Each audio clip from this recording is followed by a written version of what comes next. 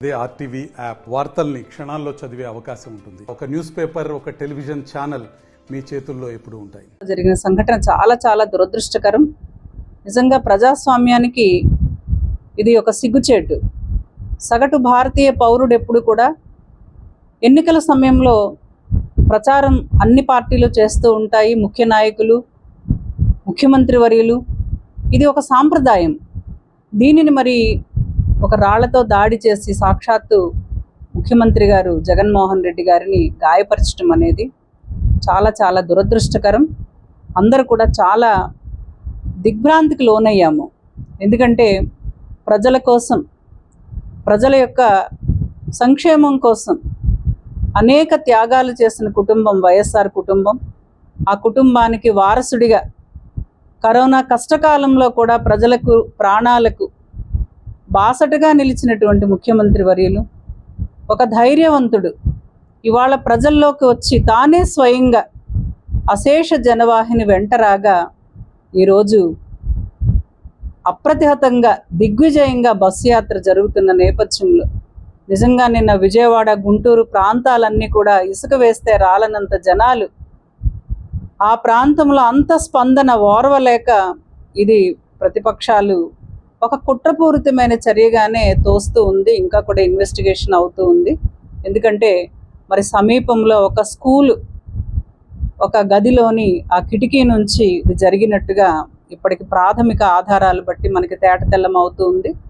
మరి ఒక స్కూల్ ప్రాంతంలో ఒక రూమ్లో నుండి ఒక కిటికీ ద్వారా ఇది చేశారు అంటే అందులోనూ ముఖ్యమంత్రి వర్యుల మీదకి మరి సూటిగా అది దాడి చేయాలన్న ఒక ప్రయత్నం జరిగింది అంటే దీని వెనుక మరి ఈ ప్రచారానికి కానీ, ఈ అశేష స్పందనకి కానీ ఓర్వలేక మరి ప్రతిపక్షాలు చేసిన కుట్రగానే మరి ప్రస్తుతం అయితే భావించవలసి వస్తూ ఉంది.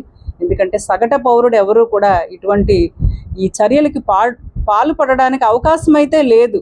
ఇవాళ అన్ని వర్గాల సంక్షేమం కోసం, భవిష్యత్ తరాల కోసం ఒక సంక్షేమ పరిపాలన ఆంధ్ర రాష్ట్రంలో అమలవుతూ ఉంది.